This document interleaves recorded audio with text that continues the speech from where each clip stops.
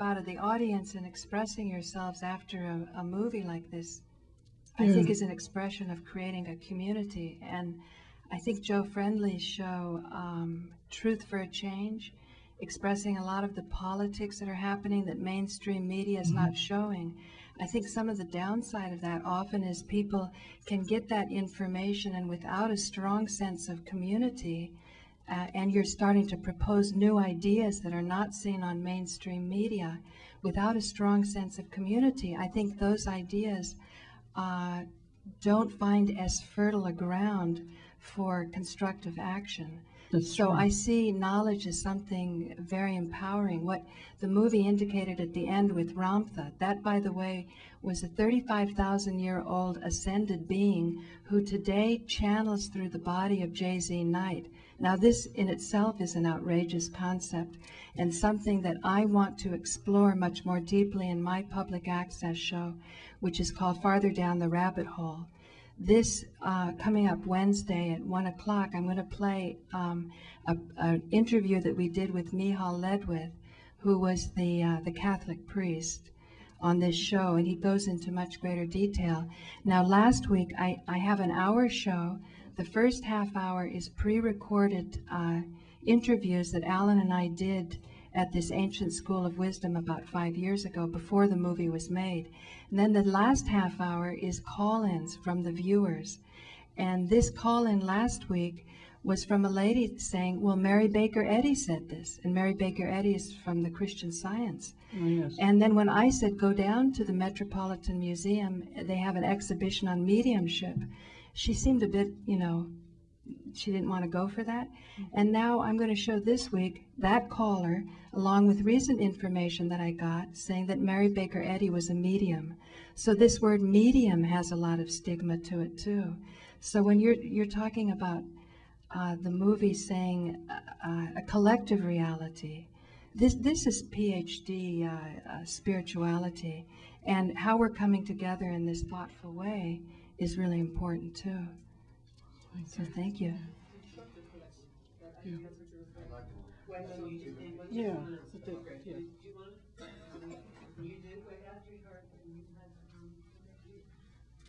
I look like I'm living in Alaska. I know, it's about as cold But the as cold that here, gives yeah. my mind energy. Oh, So, good. Yeah. I've been studying all kinds of, I'm going to call it a cult, for the past 20 years. And for those of you who might have studied, oh, that's high tech at its best, Jose Silva in Mind Control. I mean, he was saying a lot of this stuff, and he was 20 years ago, 30 years ago. And I've been studying Huna, Hawaiian spiritualism, and they talk about energy and manifesting our thoughts. So, and neurolinguistic programming. For me, this wasn't new. It was a nice synthesis. But what about the Chinese, the guys in the caves who wrote Chinese characters 5,000 years ago? They had all kinds of wonderful ideas. I don't know when the planet will be ready for integration of this high-powered spirituality and reality. I mean, various people for me come and go. You know, what you're bringing up is some of the most thoughtful criticism of this movie came from the Center for Nonviolent Communication. And I respected what they were getting at. They seem to indicate that if we're not in touch with our feelings, and based on what needs are not being met, we're less likely to really make the type of transformation that's necessary in order to drop into that deeper level of, well, Michal Ledwith was saying, positive thinking is usually a smear over a huge mass of negative thinking that we don't even have access to.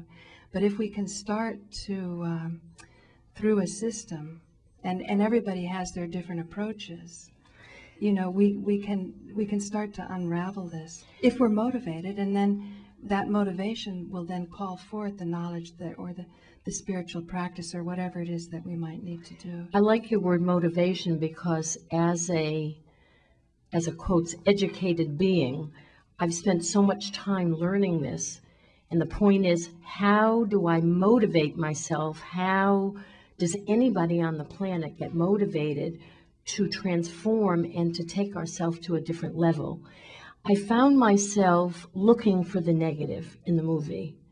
Yeah. The animation, and I was thinking, what a distraction to the beauty of the message. And yet it lightened the message, because how much do we really want to think? We don't. But then you can observe the negative thinking, and that's Of course. valuable too. And then I got caught up with the actress's, what I perceive as her nose and her nose job. I mean, what does that have to do with anything? I mean, maybe she did, maybe she does, maybe she didn't. And then I got caught up in how come they cast a deaf woman. I mean, I was all caught up in that, and it really had nothing to do with the reality, and yet it did, because I can catch myself in all of that. So Good. I encourage myself Thank to look you. in the mirror, to say I love myself. Thank Bye. you. Thank you. Oh, Josh, I'm so happy.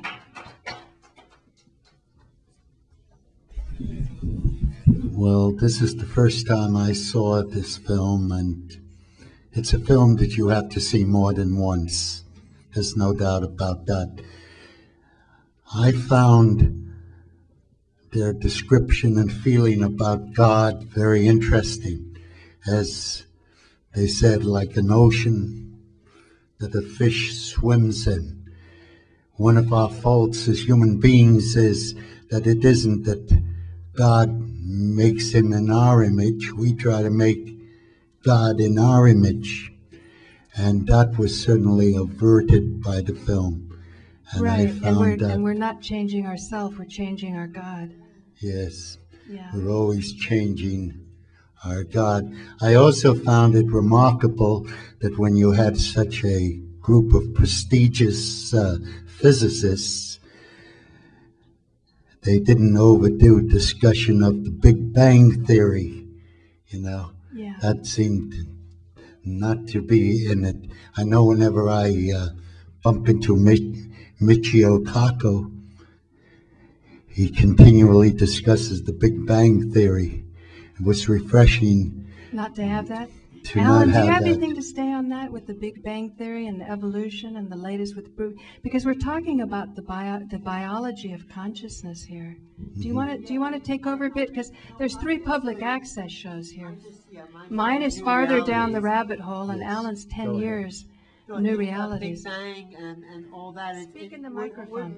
We're talking about consciousness, and you know, there's 2 ways of looking at the universe. Did consciousness come from the production of matter, or did consciousness create matter? So I think the point of view of this movie is that first there was consciousness. It's not to say there wasn't evolution. You know, everyone who says, oh, this consciousness means you're a creationist, but no, there's a science to the evolution of consciousness. But consciousness also created matter, developing the natural sciences. So I think they take that point of view. So that actually supersedes any Big Bang theory, because consciousness came into existence as the primal act of all creation. But I think here, and Josh is a perfect person, here in the Manhattan Neighborhood Network studios, Alan, is there a way we can create a model that this will help, say, better housing in Manhattan, or that children are treated better, or that, you know, people aren't cold and hungry? And I think it can be done, and this is a platform where we can apply it. I call it applied spirituality. The model is a new worldview that incorporates, like Claudia said, the fact that the worldview is that we are not just material beings, that we inhabit the body, but we're greater than the body, and we have to recognize that we're here. We've incarnated in order to have experiences of what it says in the movie, and what Ramtha says, and what he says in his talk, is to make known the unknown, which is how do we come into the world and create more as artists, and how do we give back to each other, and how do we create a sense of totality where we see each other in another person. And that's what we're working towards, and that's the worldview I think it hints to, is that we can create a better reality, a new reality, based on the sense that we're not isolated, that we're all connected through this web called consciousness.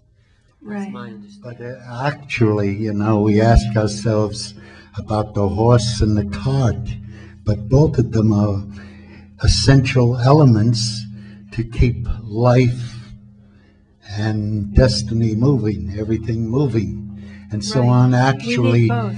at one point, you need the cart, but you also need the horse. Yeah. That's why I think with spiritual practice in that school, you know, we had that 17-hour experience. You know, it's a commitment. Victoria, you want to speak? Thank you. Hi, my name is Victoria, and I was actually going to leave, and then I started thinking about a few things, and what I was thinking about when I was watching the film was I've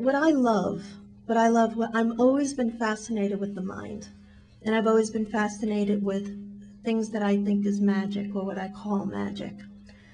And what I found really interesting in my experience is that I've been listening a lot to Wayne Dyer, who I love, Deepak Chopra, and the fact that this has actually been put on film and taken into as much of a visual perception as it could actually manifest, I find very fascinating.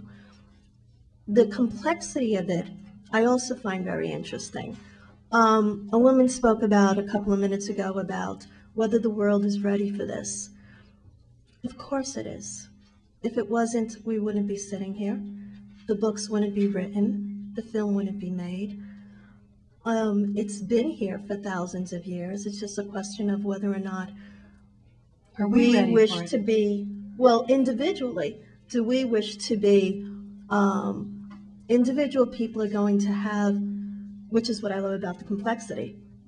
Individual people are going to find whichever path they're most comfortable with. Right. And whenever I listen to Wayne Dyer, who talks a lot about this, the one thing he always comes back to is love. So it's not a question of taking away everybody's path towards their spirituality.